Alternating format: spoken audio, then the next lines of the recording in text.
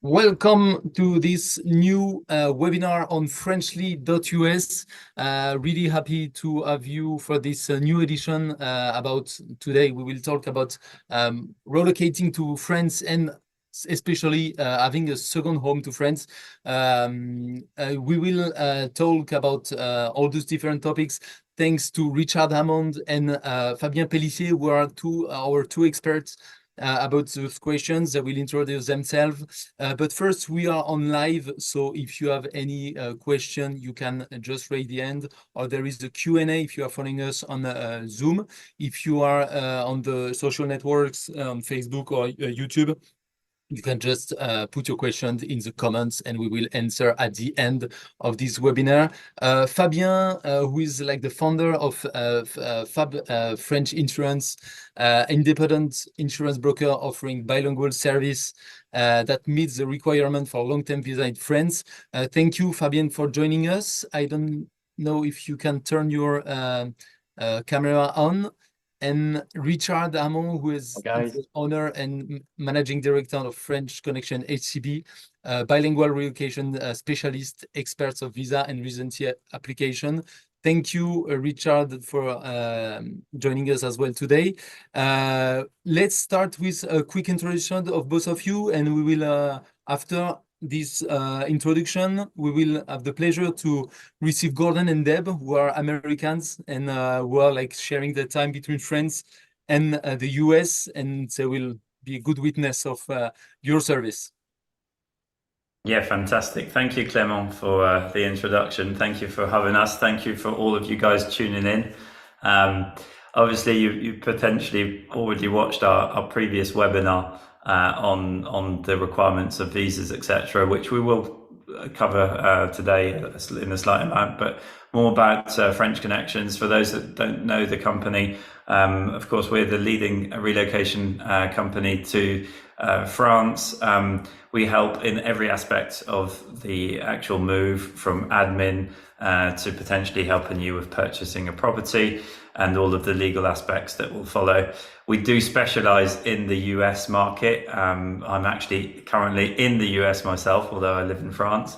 And you might think that I am English, mais en fait je suis français aussi. I was born in France, in the southwest of France, so I hope to be the bridge between the both cultures for you guys, understanding both the American way of living and of course the French way of living. And that's where obviously I'm joined with Fabien here that will hand in hand will work with me and help you make your French dreams come true.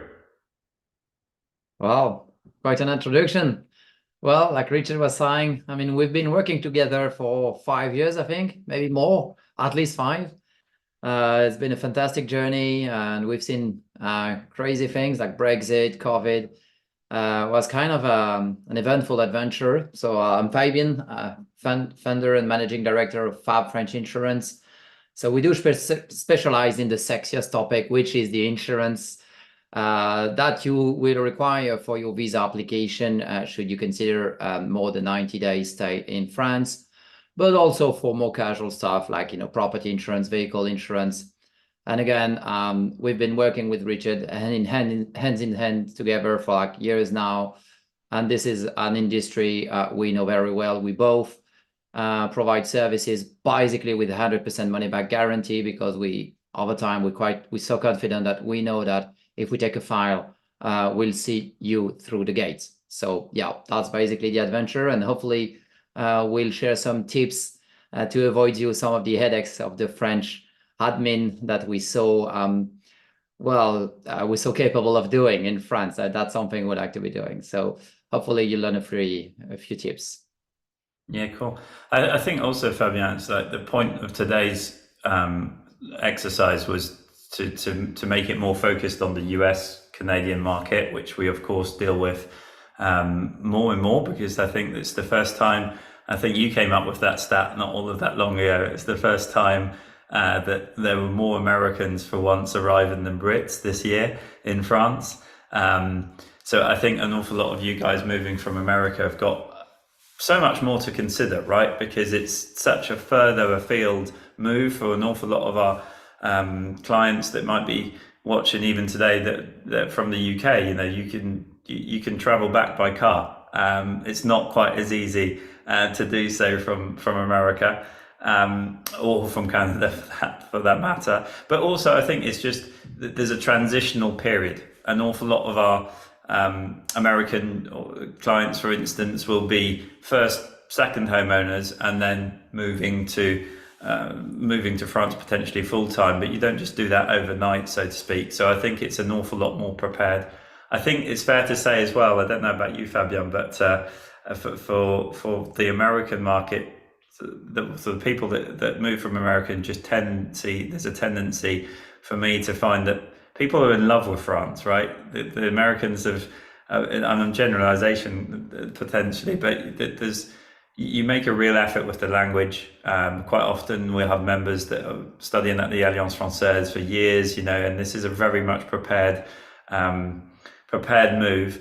I think what probably makes it very attractive for people to use our services in those contexts is both me and Fabian, of course, will understand those needs, that kind of level of service that you'll be looking for and used to. I'm actually sat myself in America, and I keep on noticing how comfortable it is to live here. That you've got so many comforts and conveniences, and finding that level of potential customer service, but also just relation to service is probably going to be difficult for you at first. That's where obviously Fabian and I can step in. And there is indeed that cultural difference, like for everything, admin wise, insurance wise, and obviously it's a different country, it's a different culture, so nothing similar. And the way we deal with, commercially speaking, France is actually a less commercial country, it's more like a legal country. Many things are monitored or subsidized or whatever. So some aspects are very good, like social security. It's good that it's subsidized. You basically don't pay anything for healthcare in France. That's a good thing. But as Richard was saying, some of the things like customer service, obviously if you're working with us guys, you will kind of get the same level of service you're used to, but in general, that's not the level of service you'll encounter in France. And yeah.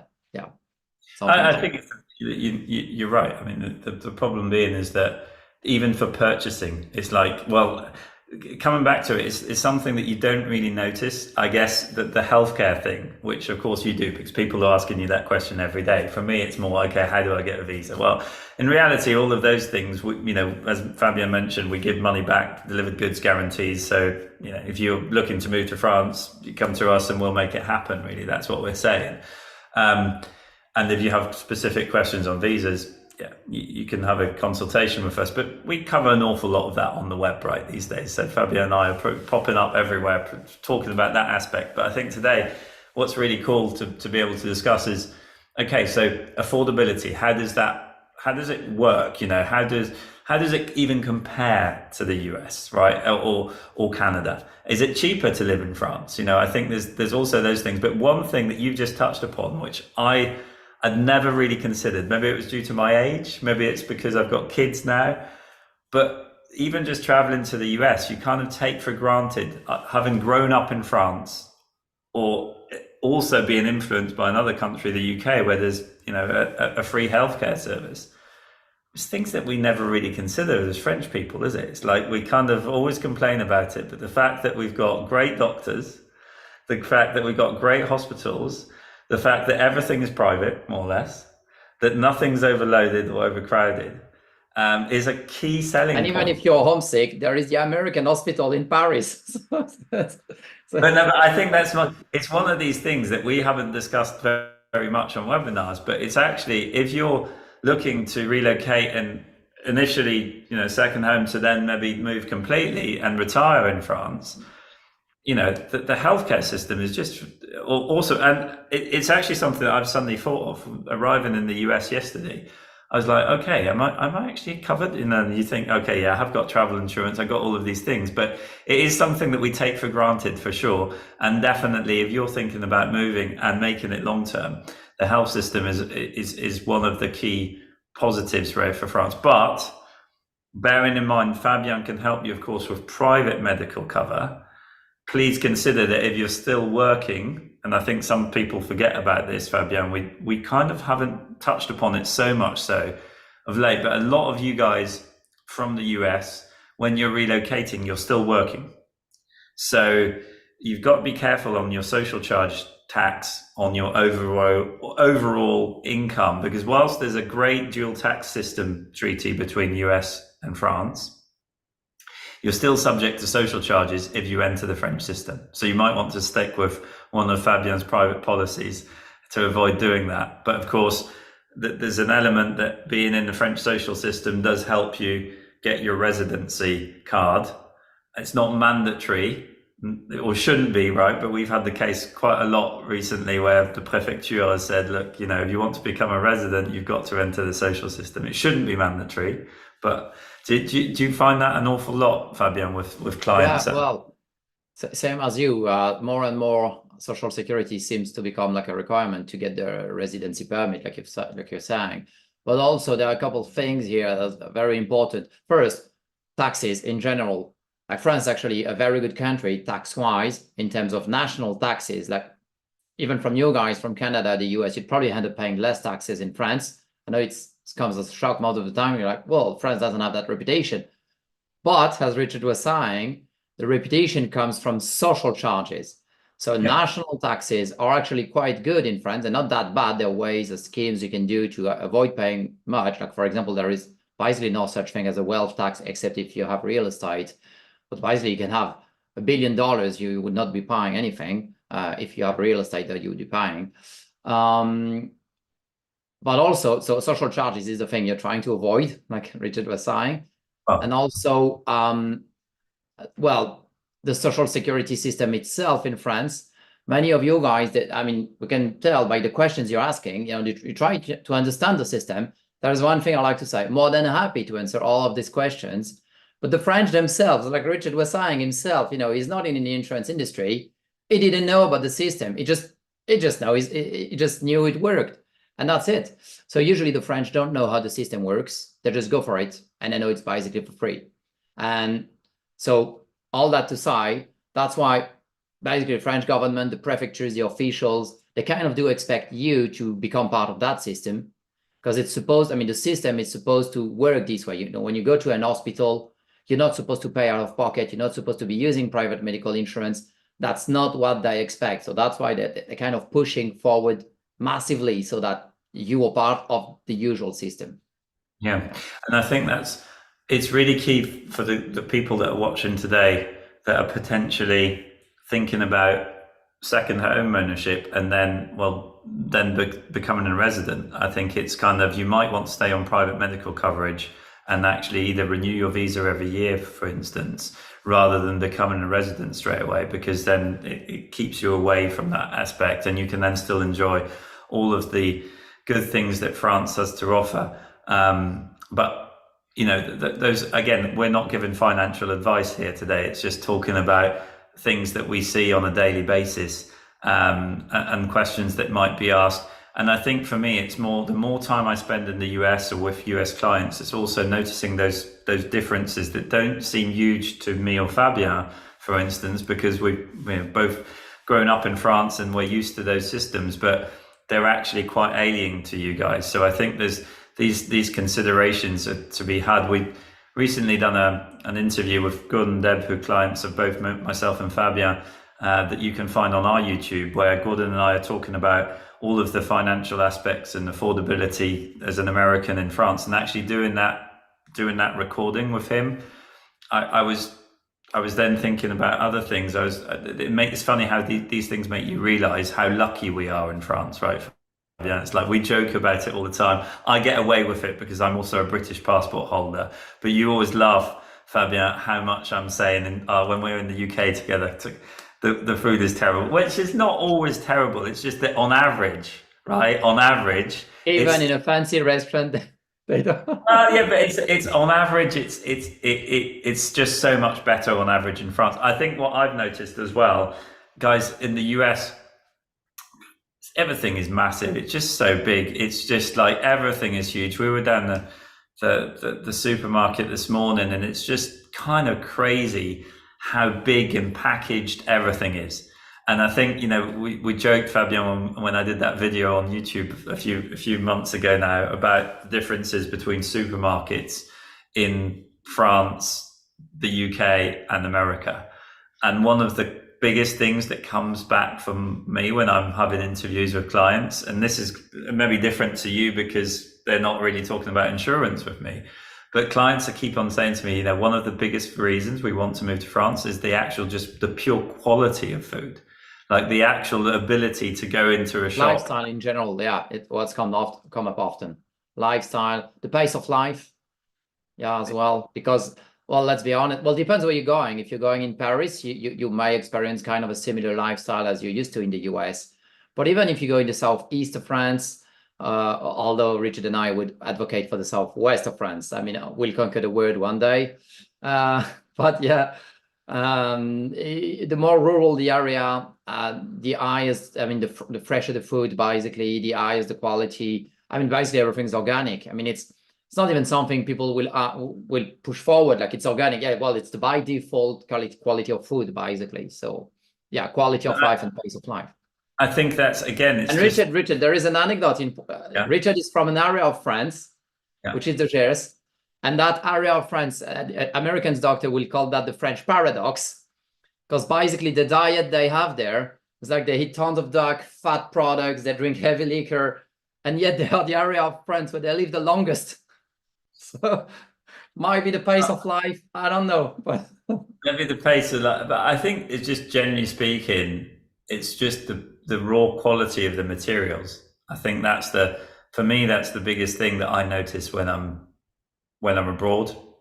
It's just that it's just easy in France to go to a supermarket and find some great quality of vegetables, meat, whatever your bag is, whether you be vegetarian or whether you be pescatarian, anything you buy is going to be fresh, right? So I think that's really a big thing for me, for sure.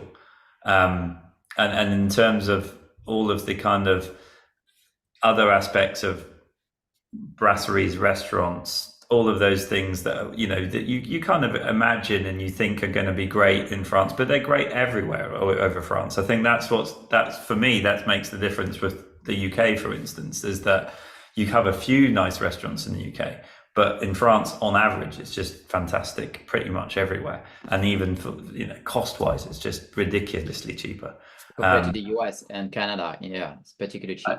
I think we in that video, and we're going to have the opportunity to get some feedback from Deb and Gordon, but the cost of living in France, we forget how cheap it is. Like, just from insurance perspectives, often people ask me, is that for the year? Like, is it not just a monthly cost? I think for Gordon and Deb's house in France, which is 200-300 square meters, I think you charge them like 200-300 euros a year for insurance, which, seems super cheap for Americans, but that's the reality is it's just so much cheaper to live there. And in terms of, I think, just generally the environment, I don't know if you agree, Fabian, but there's just not so much of a push to spend. There's not. Yeah, no. Consumerism is less of a thing. I mean, obviously France is full of, like the US, I mean, there are tons of rural areas, but I think the mindset itself, I mean, that's what you were referring to, Richard, I think, when you were saying everything is fresh, everything, the quality of the food.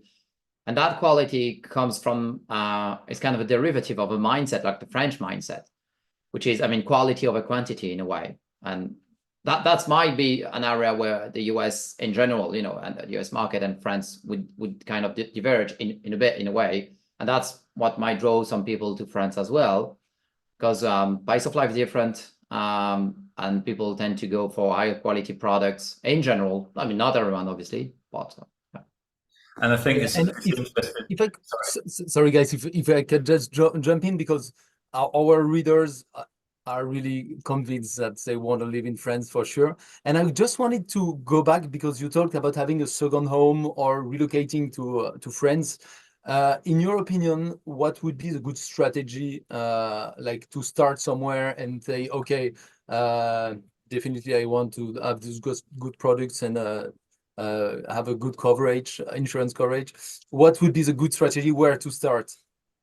I think rental, right? For me, it's always, if you're going to rent first, then you can get your visa.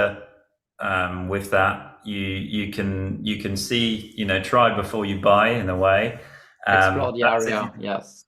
yeah, that's if you've never, because I think for a foreigner in America, America's so big, like we forget how big the US is, right? It's kind of, we just kind France of is the size of Texas, basically. yeah, but within that size of Texas, there's so many different parts of France and so many different cultures within France, which are not just Paris, Bordeaux, or Landscapes, different landscapes. I mean, southeast of France and west. I mean, it's exactly like this, the east and west of the US, East Coast and West Coast. You just reversed it, but I mean, the southeast and southwest, they basically don't like each other in France. It's much smaller, but you'd find the same thing. The weather is completely different. There is Mediterranean weather. It's basically Italy on the southeast of France, Italy or Morocco. It's very similar, Southwest is Atlantic, so well, there are storms and things like that, but it's very good. Yeah, Brittany is different. French Burgundy, you'd think something is very foreign. Yeah.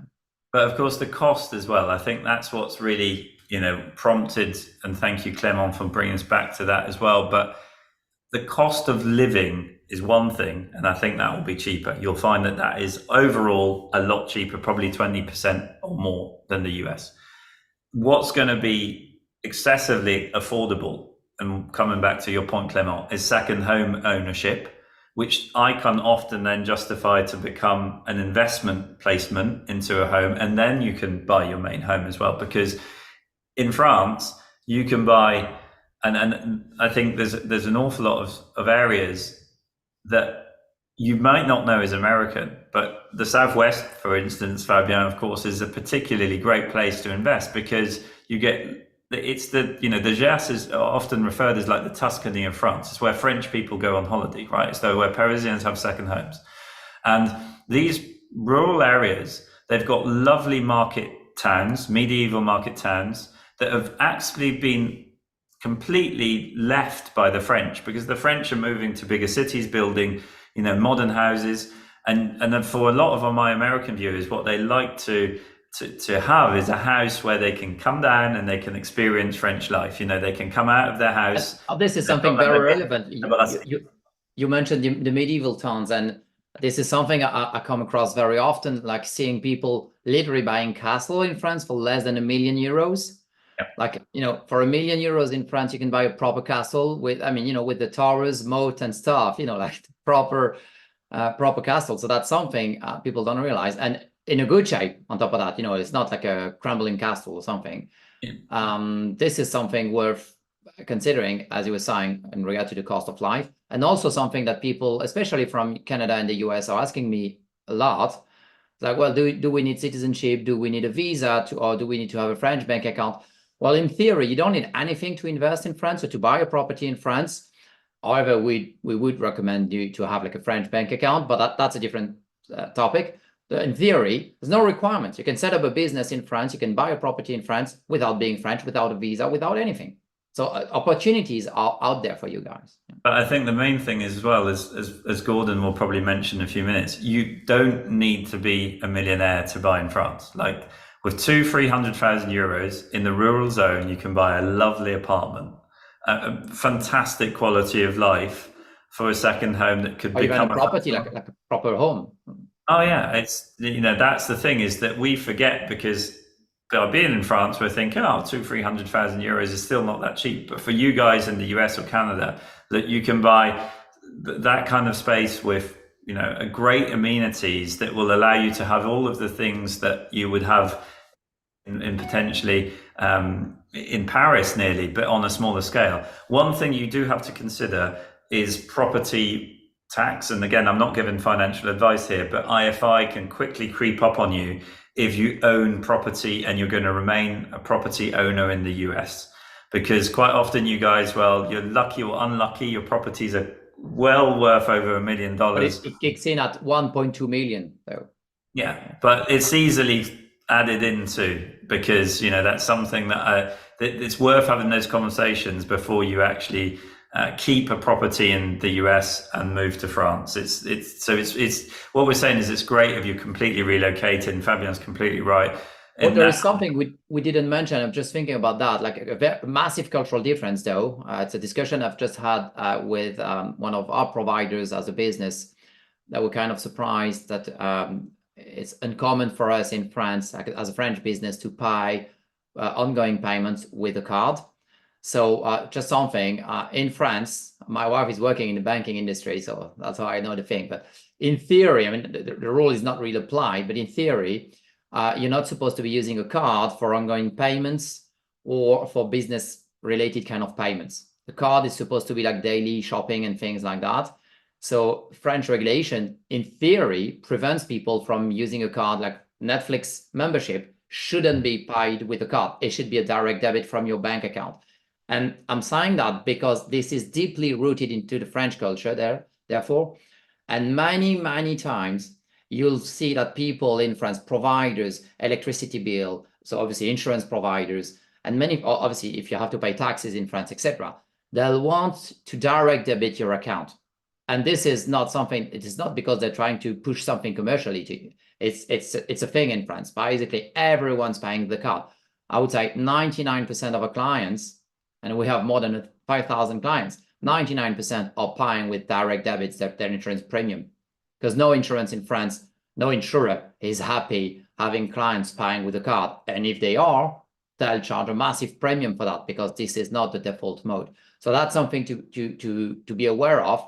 However, you can have any bank account in the EU that would qualify.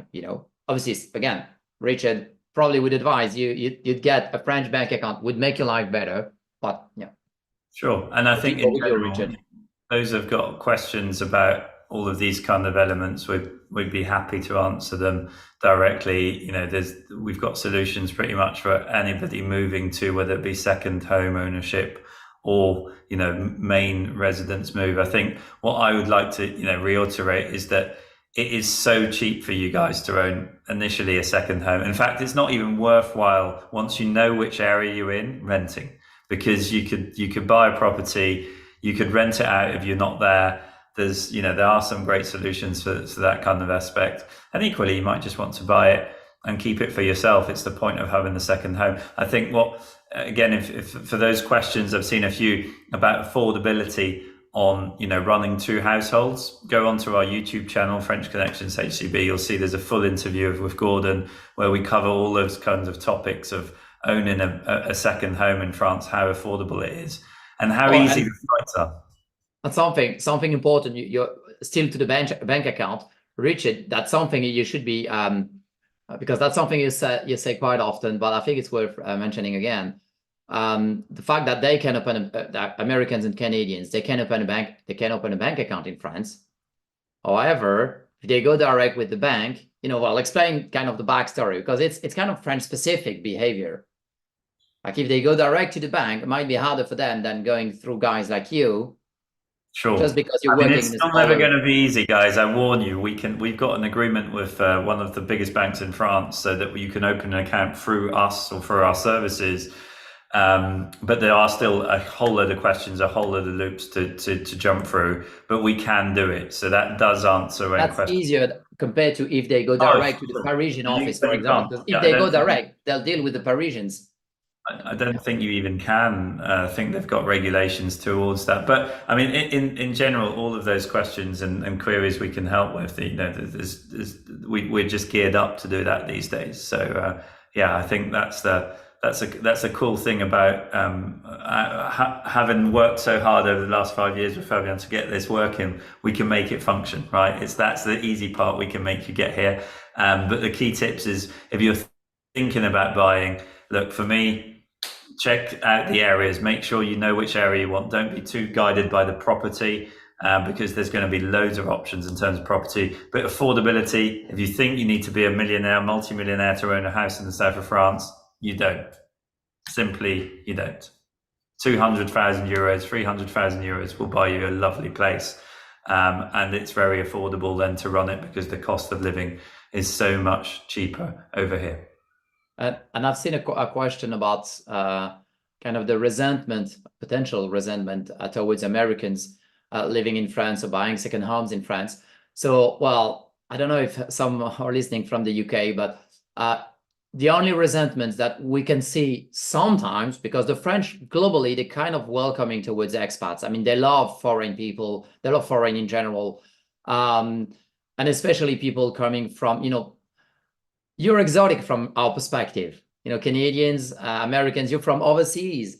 And so the French would love it. So when they hear you speak English, especially, well, they won't pick up the accent. But if you tell them that I'm American, they'll love it because the American culture is much closer than would be, for example, from the British culture. It's a dream as well, I think. You know, the French actually love the American dream. I think it's something that we joke about. You know, Gad Elmaleh has got a great Netflix show on it.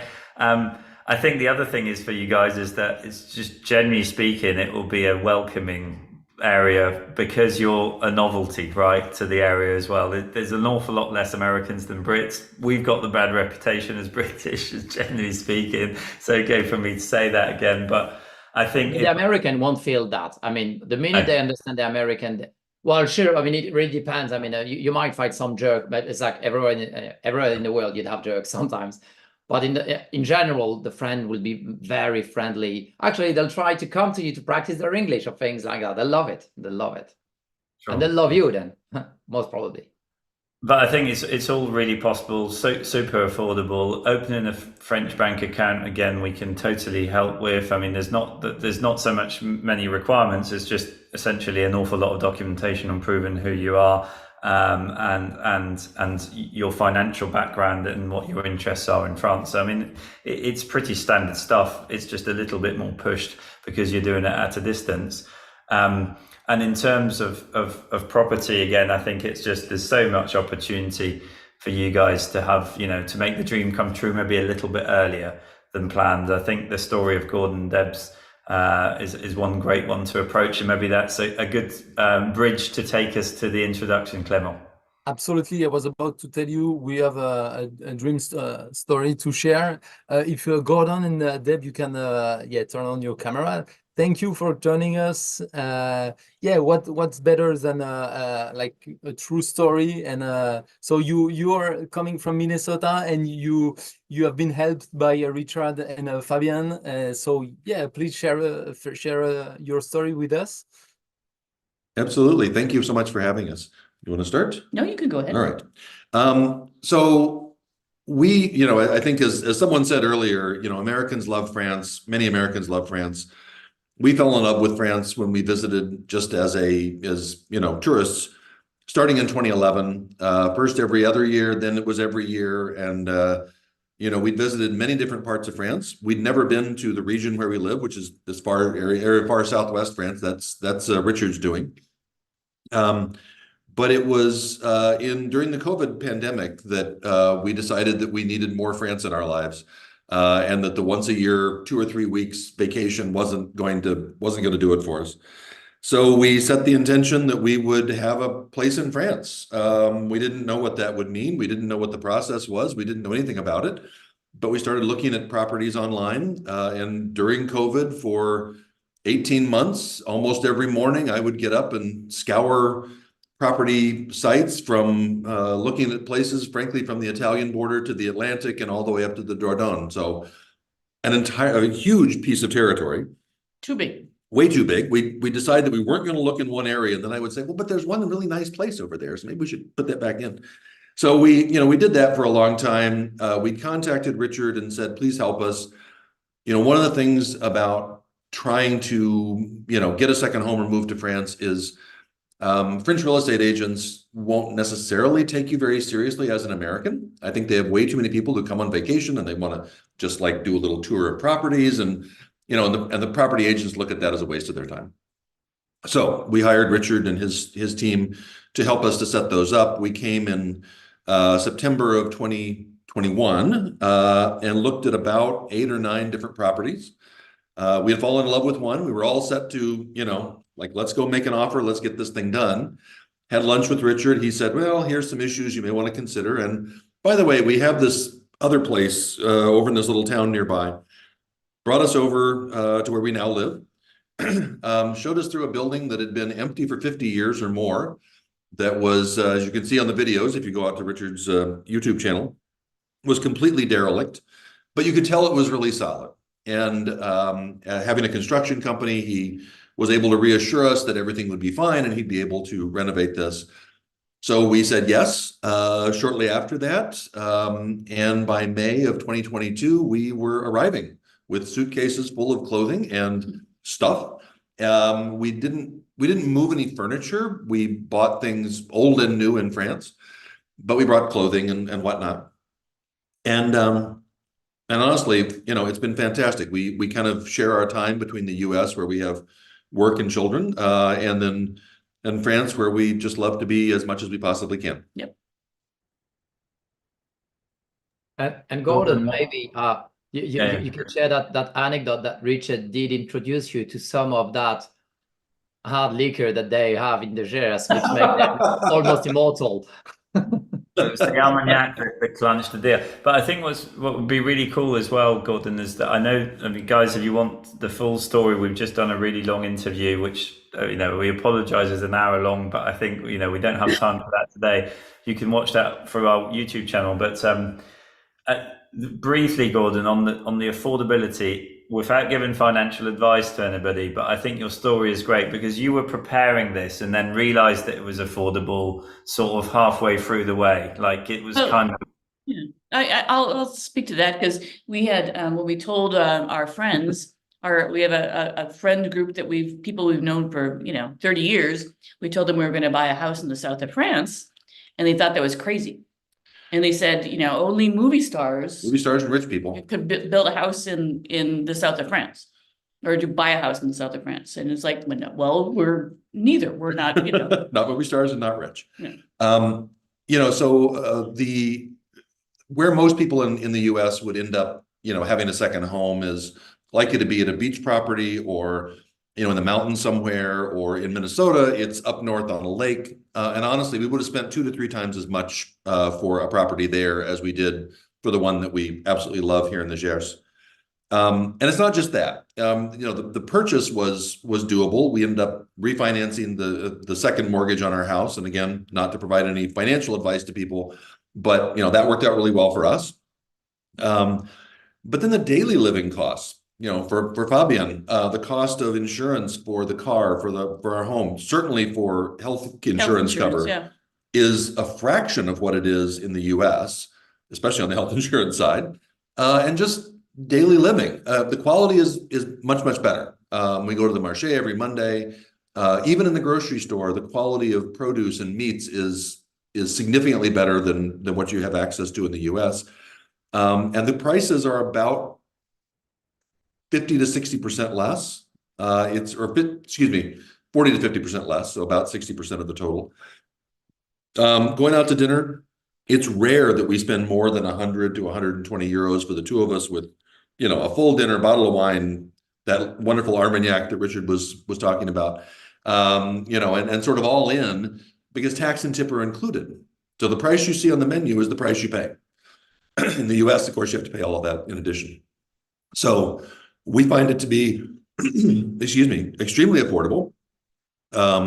We do our transfers into an account that provides us with a debit card, which we use to pay our premiums and everything else that we do.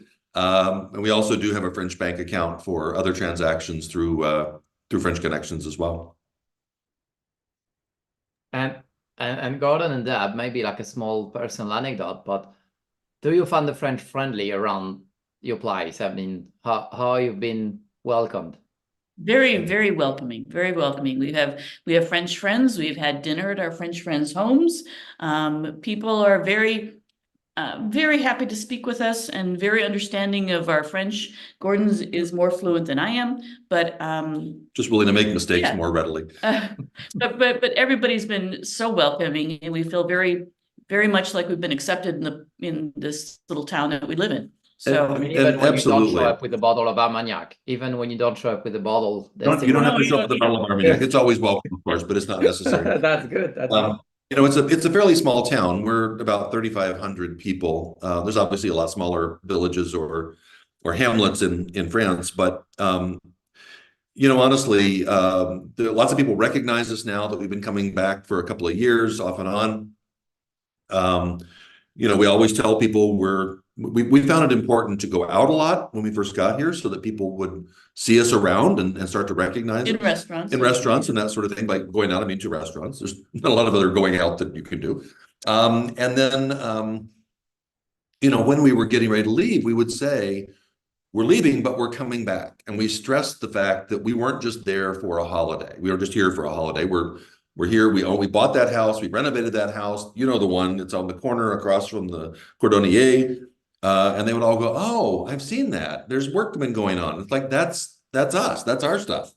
And so they're happy to have someone renovate the town, someone renovate the buildings in the town, because, you know, a lot of the French people have moved to the cities. We love this town. We love this area. And we think the people are just fantastic. And we, you know, when we leave, we can't wait to get back. We start planning our return, frankly, before we ever leave in the first place. Yep. And it is because of the people. The town is wonderful. The landscape is beautiful. The food is great, but it's the people. And we do have a lot of friends that we just really look forward to seeing every time. I think it's quite interesting, because I actually, for those that might listen to my accent and just joined in and think I'm British, I was actually born a few kilometers away from where Gordon and Deb now have their home, and I actually went to school from the age of, I don't know, 3 years old to all the way till I was 14 in that actual town. And you guys now, after only 2 years, seem to know it nearly better than I do. You go to all of the events, you go to all of the markets, you go to all of the things. And I think that's, to me, it's always a reminder. So by the way, you know, I think it's fair to say that we can help with people relocating to France all over France. It's not just the southwest of France. You know, of course, we can control stuff an awful lot more. And I think Fabien often reminds me that southwest culture is different to the rest of France. You know, the way that we are potentially, in general, just you know, more, I would say, easygoing and kind of true to values. And you know, there's not so much business orientation in everything that we do. And I think it's just, that's why people love it, right? It's because it's very simple in a way, you know, that I think that tends to be, I mean, at least that's what jumps to my eyes as soon as I arrive in the US, where everything is ultra developed. Ultra, you know, everything. Yes. Ultra everything. So comfortable though. Like, there's comfort everywhere. And you know, I think that's maybe the chocolate part of course, of the joy. And I think that's where I would invite all of you guys that haven't looked at areas outside of Paris, outside of Nice, outside of Bordeaux, because France has got so much to offer. You know, there's the north of France, equally the northeast of France. There's so many lovely places. I know a lot of Americans are considering Lille, Strasbourg, places where you come from, actually, Clément, right? It's the northeast, which is, yes. And again, it's just that, although it's just, for us, it seems like Europeans, France seems like a big country, but for you guys in the US, it's tiny, right? And yet there's so much difference. There's so many differences and nuances between everything. Well, and again, having visited many different areas of France, by far not everywhere, but you know, we started to recognize some regional differences. And when we started to look for a place, again, we were looking for something in the southern half of the country. But we really wanted, I mean, this was something we decided early on, we really wanted a place in a town, because we can walk a block to several different restaurants, walk another 3 blocks, and there's a fantastic fish restaurant. You know, the furthest place away is about a 7-minute walk. It's, you know, we always joke we might hit traffic. It's, you know, Our car sits most of the time because we can walk to the market, we can walk to the bakery. I go out pretty much every morning. I can walk to the butcher shop. We wanted that, and we wanted the small town experience, not, you can get that in Paris or any of the other big cities. We wanted something smaller. Many people have this idea. Fabian was talking about, buying a chateau, they're beautiful, they're fantastic, they're truly affordable. Pool, landscape, but typically there's some sort of yard to maintain. In the UK, they call that a garden, but we call it a yard in the US, and there's some land to maintain, right? Trees have to be trimmed, something has to be mowed. We're not here all the time. So I some time in the UK recently. It's just crazy how welcoming France is, and just in general. I think anywhere, even in the big cities, and it's just such a different vibe. It's just such a different vibe, isn't it? It's just such a And different Richard, maybe you can tell us, because I've seen a question about how safe is it in France. And for example, like you leave your property and like 9 times out of 10, you don't lock the doors and you just leave. I mean, if we you don't want advise you doing that, guys. But yeah, all of the keys are pretty much in every car. It's like, and yeah, of course there is a small, like anywhere that there are small amounts of crimes, but I think generally speaking, those are committed by people that are not from the area, and just especially in the southwest and stuff. I know there's an awful lot of questions I can see popping up about taxation rules, etc. Actually, Gordon and Deb aren't tax residents in France. That the tax residency and the residency are two different things. I think you've got to people often quite confuse that. Tax residency, and this again is not, I'm not giving you financial advice, but tax residency is from January to December, and if you spend up more than 183 days a year in any country, you become tax resident whether you want or not. So that's over 6 months of the year. I don't think, Gordon and Deb, you're quite there yet, because you've still got commitments in the US, but you can totally be on a visa and not be a tax resident. So you can have a 12-month long stay visa, but you don't have to become a tax resident. That just gives you the ultimate flexibility to come in and go in from the US to or Canada to France. And we often recommend doing that, because that will give you ultimate flexibility to keep under private medical insurance with Fabian, for instance, and you've got the best of both worlds. You can come and go as you please. So that's and worth mentioning, you can keep on doing that pretty much forever if you'd like. There is absolutely no limit on how many times you can renew a visa. And don't be confused by that wording, because when people say renewing the visa, it means you're not a tax resident in theory. You go back to the US or to Canada, to your home country, basically, to renew your visa. So it's really like a visa each year. And you can keep on doing that for ages, pretty much forever. Or you can convert, for that wording, like convert the visa into a residency permit, if like the carte de séjour, if eventually you'd want to become a tax resident or a permanent resident in France. As Richard was saying, these are two different topics. You can be like a resident, like have the permit of residence or a visa that allows you to be a resident without being a taxpayer.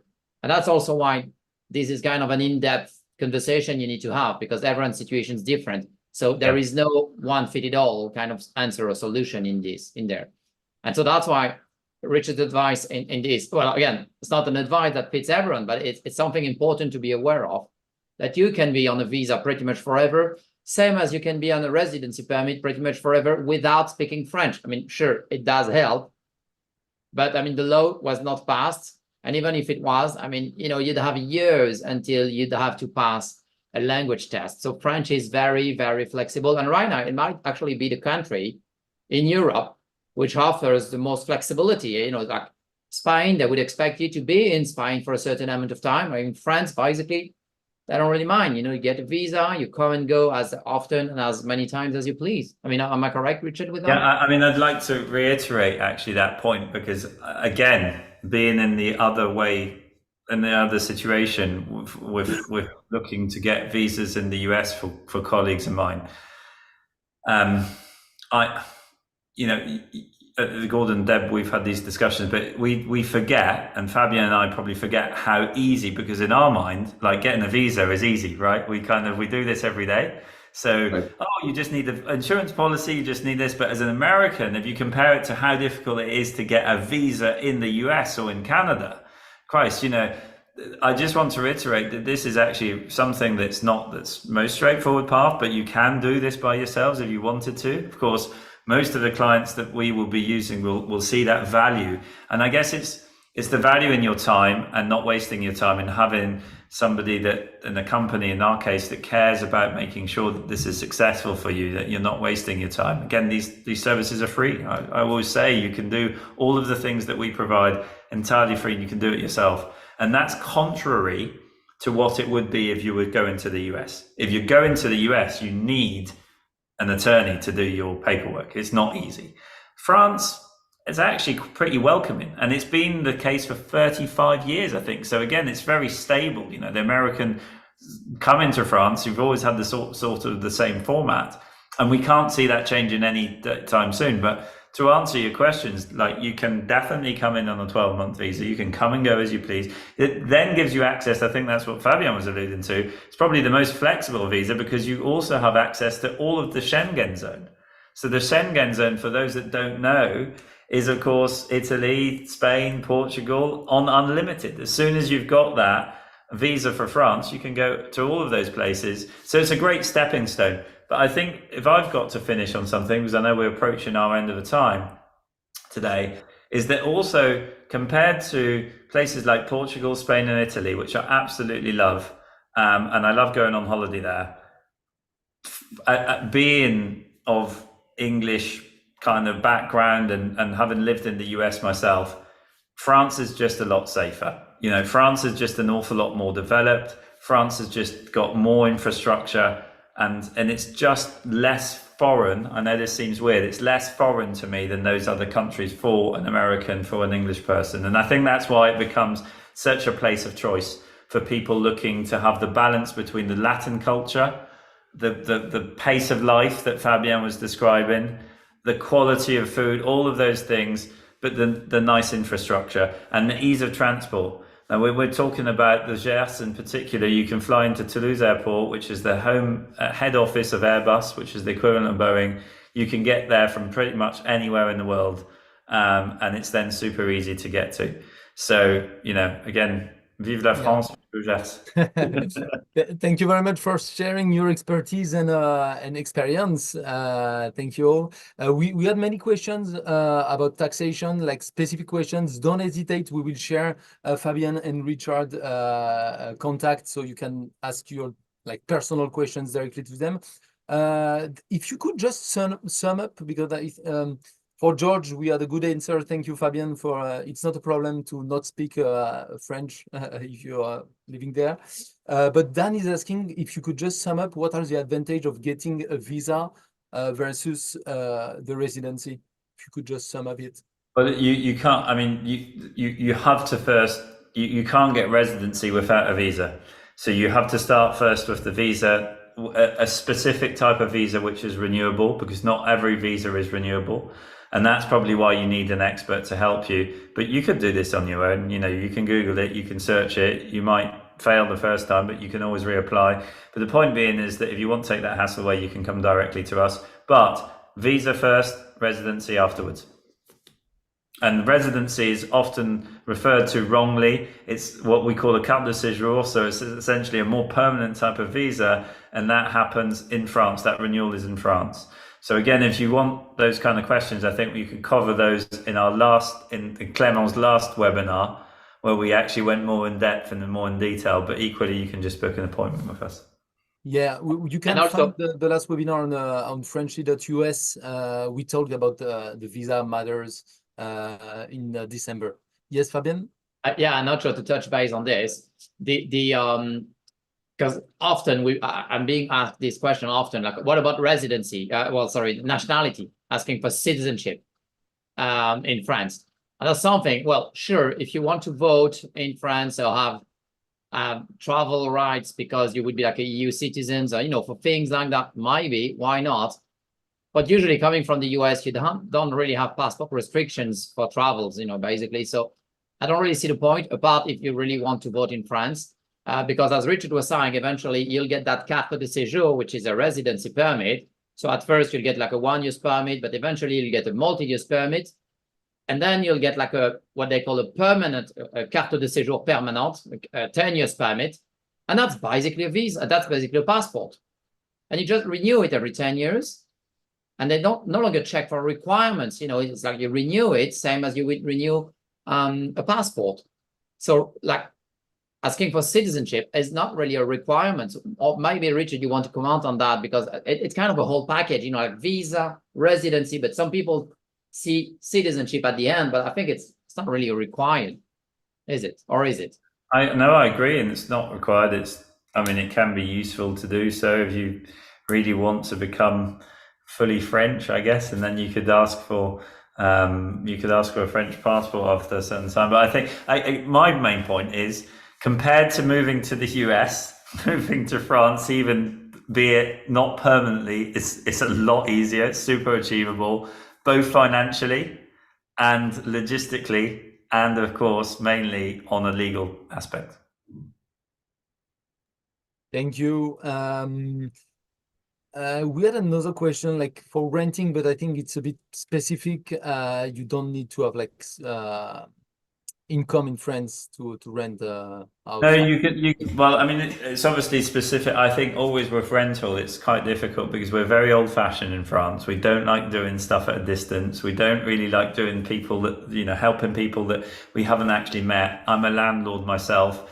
We do have solutions for rentals for people that want visas as well. So if you want to contact us as well on that topic, but mainly you can also, and I don't think many, Fabien and I often come across, I wouldn't call competitors, but people that are not French advising people that are essentially moving to France, and they're doing so because they've lived in France for a while. They know France, they think they know France. But something that they don't often mention is that you can actually go to a French bank and you can hold money with the bank for 12 months worth of rentals to secure your rental contract. And it's a special kind of bond that's got a French name, which I forget actually. Fabien, you might know, but it's basically they just hold the money. The estate agent, the owner would agree on this, and if you didn't pay, they'd use that money essentially, and they can't use it otherwise. So I would advise really getting help from French people before you get. The word is escrow. That's the escrow word in English. Yeah. Okay. That's séquestre, un compte séquestre in French. So basically, because there's loads of companies that have popped up, I see of late, that kind of do all kinds of apartment hunting and charge you loads of money, and then say that you've got to sign up with one company to be your guarantor, and guess what? That doesn't work either.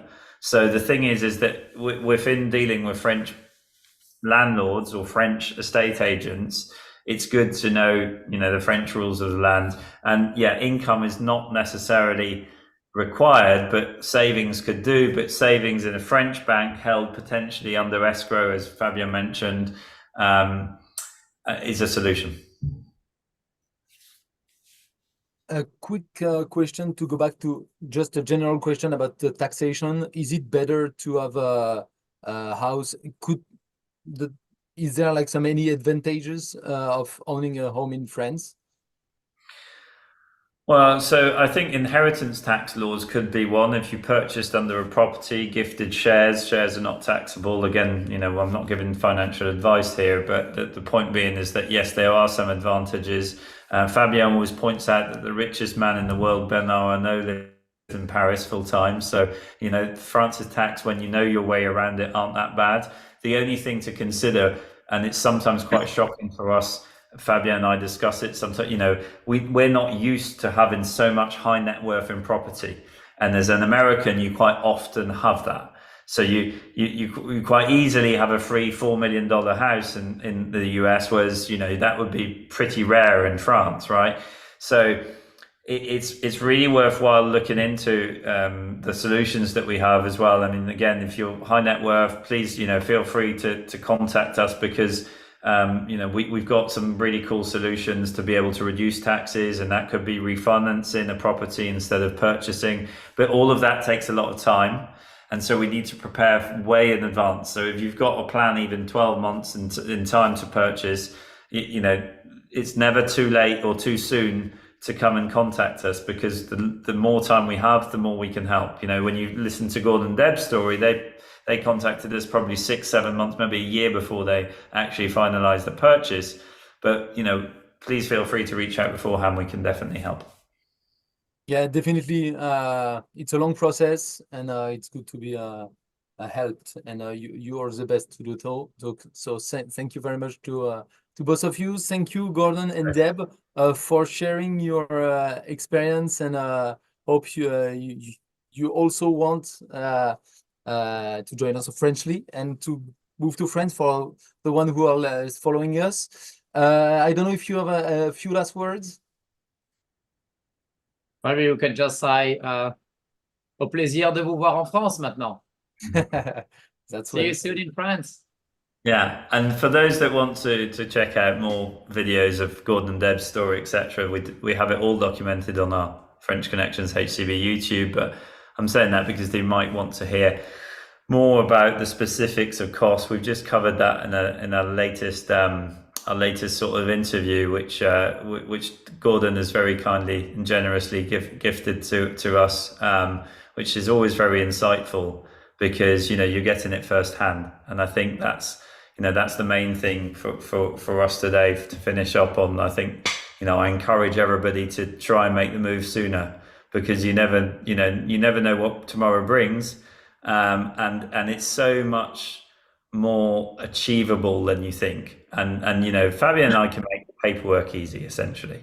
So the paperwork we can make easy, but the actual joy of being in France and having that flexibility of being able to come and go, you get the best of both worlds, right? When you can travel back to your normality and then go back to, and then the problem is with Gordon and Deb, Clément, is that each time they come back to France, they're not sure where home is, right, anymore. Yes, That's true. Easy to get confused. But I'll just say in closing, it's easier to do than you think. It costs less than you think. You know, Richard hit on it absolutely. It took the pandemic to push us into the thinking that, you know, don't wait. Do it while you can, and honestly, I would encourage everyone to do exactly the same thing. Do it while you can. Thank you very much. Yeah, thanks for having us. Thank you for logging in and choosing to watch this. It always means a lot. So thank you very much, everyone. Thank you for watching, and thank you, Clément, for having us. Thank you very much. See you soon on Frenchly.us. Speak to you all soon. Bye, guys. Bye.